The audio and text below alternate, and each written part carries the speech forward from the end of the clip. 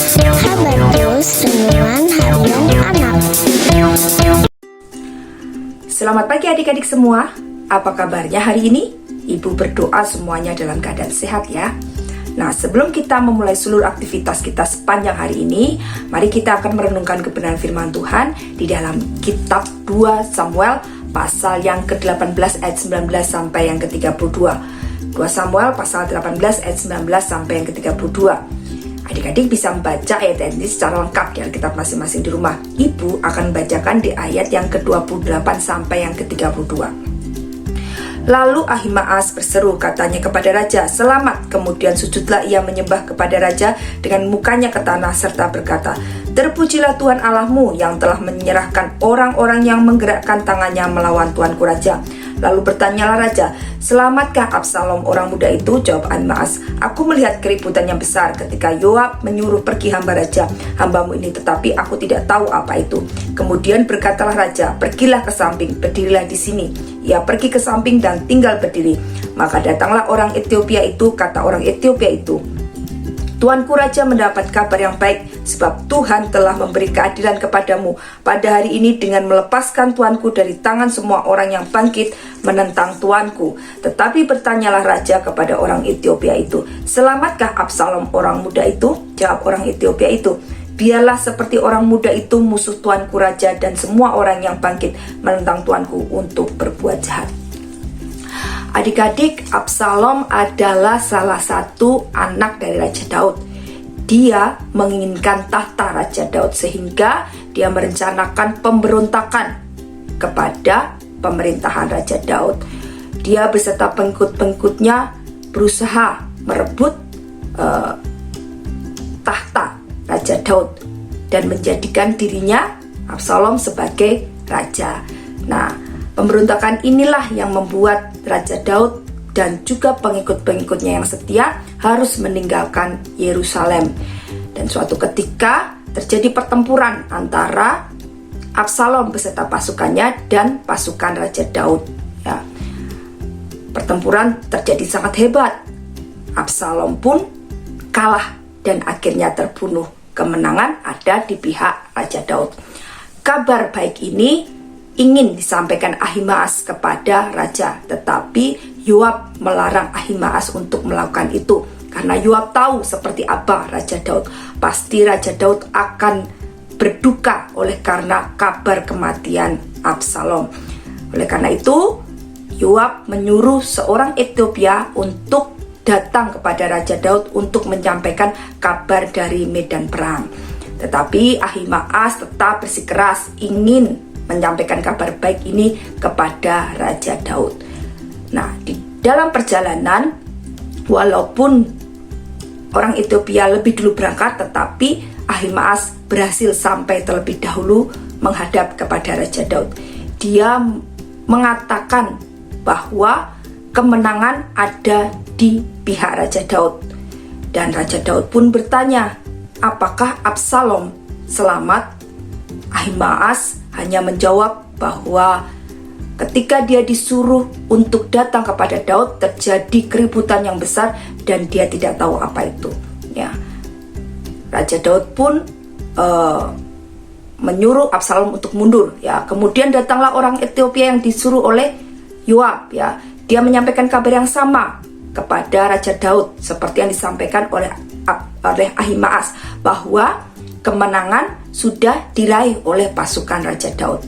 Kembali Raja Daud menanyakan tentang keselamatan Absalom anaknya, dan orang Ethiopia itu berkata bahwa Absalom sudah mati terbunuh seperti orang-orang lain yang mengikuti dia yang telah menentang Raja Daud.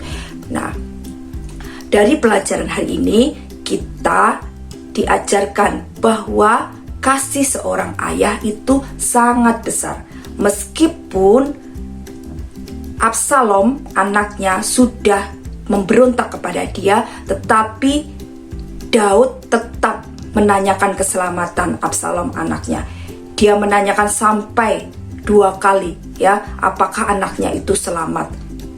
Ini membuktikan bahwa Daud begitu mengasihi Absalom walaupun Absalom sudah berbuat jahat kepada dirinya. Nah, adik-adik, demikian pula dengan orang tua kita ya. Mereka sangat sayang dan mengasihi kita ya. Meskipun seringkali mereka marah, mereka menghukum kita. Semuanya oleh karena kasihnya kepada kita ya. Karena kita sudah berbuat nakal, karena kita sudah berbuat salah ya. Orang tua kita ingin mendidik kita supaya menjadi anak-anak yang benar, yang baik, yang taat kepada firman Tuhan ya. Ya, jadi jangan salah sangka ya, ketika ayah atau ibu memarahi atau menghukum adik-adik, itu bukan karena mereka benci, tetapi karena mereka sayang kepada adik-adik semua. Ketika adik-adik melakukan kesalahan, mulai melanggar peraturan, maka orang tua kita akan mengingatkan kita, akan mengarahkan kita kembali. Kalau kita tetap bersikeras, kita bahkan marah-marah dan semaunya sendiri, maka orang tua kita akan marah dan bahkan menghukum kita, supaya anak-anaknya bisa kembali ke jalan yang benar ya. Itu orang tua kita di dunia. Bagaimana dengan Bapa kita di surga? Oh, kasihnya jauh lebih besar dari Bapa kita di dunia ya. Dia begitu mengasihi kita. Bahkan ketika kita masih berdosa, Tuhan sudah mengasihi kita. Ya, buktinya apa? Dengan memberikan anak yang tunggal, Tuhan Yesus Kristus datang ke dunia untuk mati di salib demi menebus dosa kita semuanya, sehingga dosa kita dihapuskan dan kita diselamatkan dari hukuman. Nah, sungguh luar biasa ya kasih Tuhan Allah kita. Oleh karena itu, sebagai anak-anak Tuhan yang mengasihi Tuhan juga, kita harus menjadi anak-anak yang taat ya, yang setia kepada Tuhan, terus memberikan yang terbaik bagi Dia. Nah, adik-adik yang saat ini belum merasakan kasih Tuhan, mari kita serahkan hidup kita, serahkan hati kita kepada Tuhan, supaya kasih Tuhan mengalir di dalam kehidupan kita, dan kita boleh merasakan kasih Tuhan yang besar itu, keselamatan yang Dia sediakan bagi setiap orang-orang yang percaya kepadanya di dalam nama Tuhan Yesus Kristus. Nah, itu pelajaran kita hari ini. Kita bersama-sama bersyukur ya, punya orang tua yang diberi oleh Tuhan bagi kita, yang begitu mengasihi kita, dan lebih lagi punya Allah Bapa yang juga lebih lagi mengasihi kita. Bagian kita taat, setia ya, melakukan semua perintah Tuhan maupun perintah orang tua kita, dan juga mengasihi orang-orang di sekitar kita. Amin. Mari kita berdoa bersama-sama. Bapa, terima kasih untuk pagi hari ini. Kami belajar dari Daud, betapa Daud mengasihi anaknya meskipun anaknya sudah memberontak kepada dia. Demikian pula kami mengucap syukur untuk orang tua yang Kau berikan di dalam kehidupan kami, yang begitu mengasihi kami. Ajarkan kami untuk mengerti dan memahami ketika orang tua kami memarahi kami atau menghukum kami, bahwa mereka melakukan itu karena mereka mengasihi kami.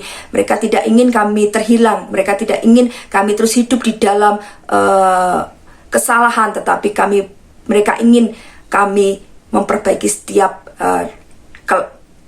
apa yang kami lakukan untuk hidup benar di hadapan Engkau, untuk hidup menjadi anak-anak yang baik dan menyenangkan. Kami serahkan semuanya ke tangan kuasa-Mu. Terlebih lagi kami mengucap syukur untuk Bapa yang penuh kasih, yang telah mengorbankan anak yang tunggal untuk menebus dosa-dosa kami, yang mati di atas kayu salib, yaitu Tuhan Yesus Kristus. Terima kasih untuk kasih-Mu yang besar, dan biarlah dengan semuanya itu kami boleh menjadi anak-anak yang terus senantiasa taat, terus senantiasa setia, mengasihi Engkau dan mengasihi sesama kami. Terima kasih Bapa, terima kasih.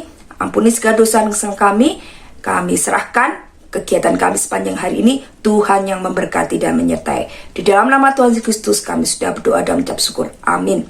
Selamat pagi, Tuhan Yesus memberkati kita semuanya. Habatus Renungan Harian Anak.